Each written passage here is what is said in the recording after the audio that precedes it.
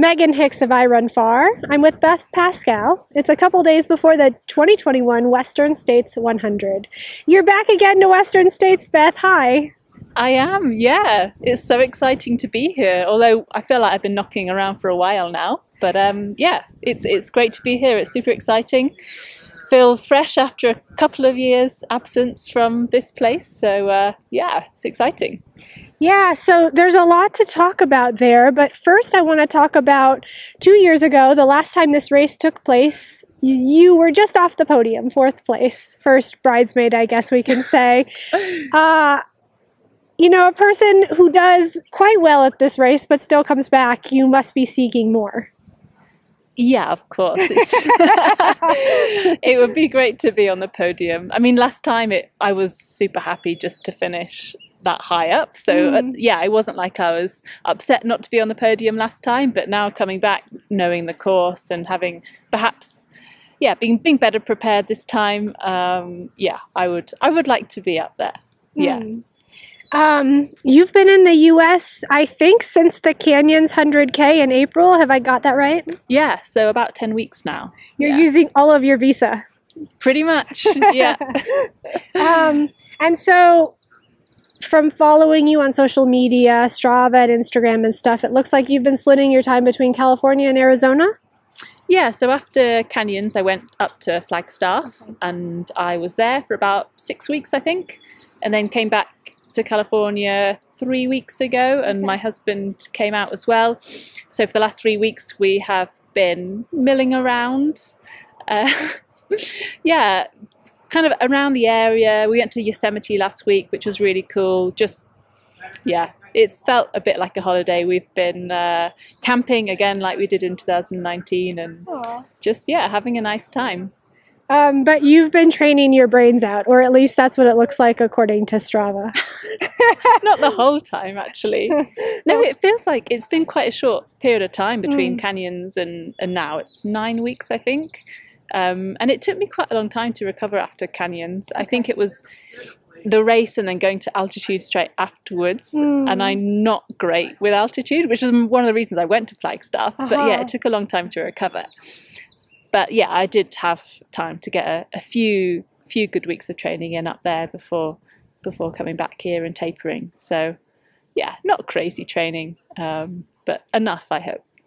It was fun for me because, I don't know, when I think of a Brit, I don't necessarily think of people who hang out in heat and sun with regularity, but it was fun to watch you train in Sedona and the Grand Canyon and yeah, Yosemite in the sun and the warm.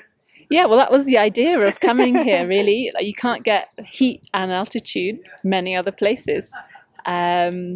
So, and as I mentioned before we started recording, I had some time off work, so it made sense to be somewhere else and have a change of scenery whilst I have the opportunity, because I might not get it again. Yeah. I want to ask you about Canyons 100K for a second. The way the course ended up this year was really interesting in that you ran what you're doing on Saturday in this race kind of backwards for a while. I'm so glad we're running it this way around on Saturday. I was going to ask, which is the better way? Running like up Cal Street, for example, it's a killer. It's a real killer. Yeah, it was interesting. It was good to kind of refresh my memory of the course. And it makes you realise, yeah, how much, I mean, it's obviously not going to be easy on Saturday, is it? But yeah, I'm relieved to be running it this way around. And Canyons 100K, was that your first like sort of competitive race back after the pandemic? Yeah. Okay. Yeah. Was it strange to get used to racing again, or did you just sort of slip into it being like, this is what it feels like?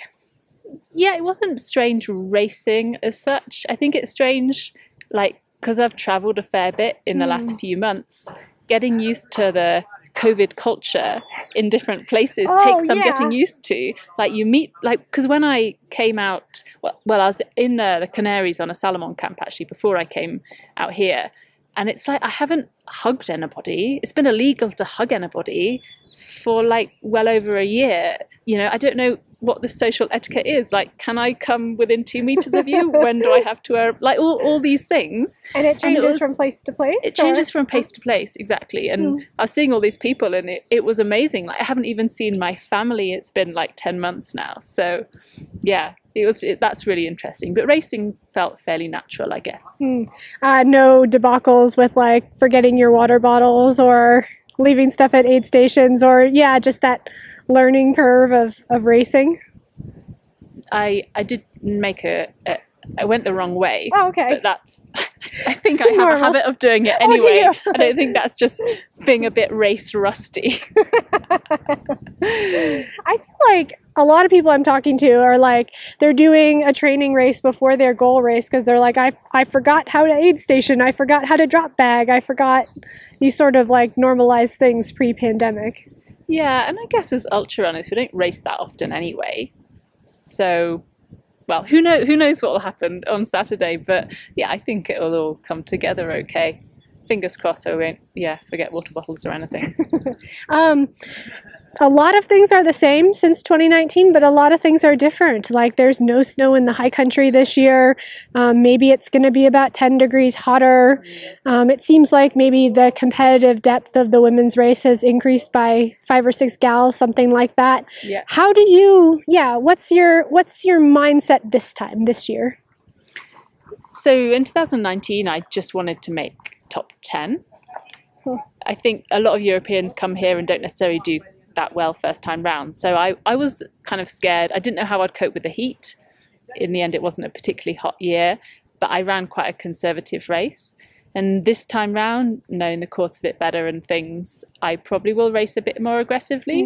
Not too much more aggressively because it's going to be hotter and a lot more can go wrong later on in the course. But yeah, I think I've got more confidence that I can get on the podium, whereas last time that didn't really cross my mind. The women's course record is something that's been, looming in everybody's minds. It's a 9-year-old course record. Have you been thinking about that number? I actually can't remember exactly what it is, so no. Okay, strike that question. 1640 something, is it? Ellie, we need you right now. Sorry, I should know. So I guess the course record, you're just going to go out and run and see how it pans out. Absolutely, and given it's going to be a hot year, like if anyone's running for the course record specifically, I think that's a bad idea. If it happens, it happens. If it happens, exactly, yeah. All right. Well, best of luck to you on Saturday. And I run FAR's first race covering live since the pandemic started. So we're pretty excited about chasing you guys 100 miles from here in Olympic Valley down to Auburn. Yeah, I'm excited too. It'd be good to see you out there. Yeah. Good luck to you. Thank you.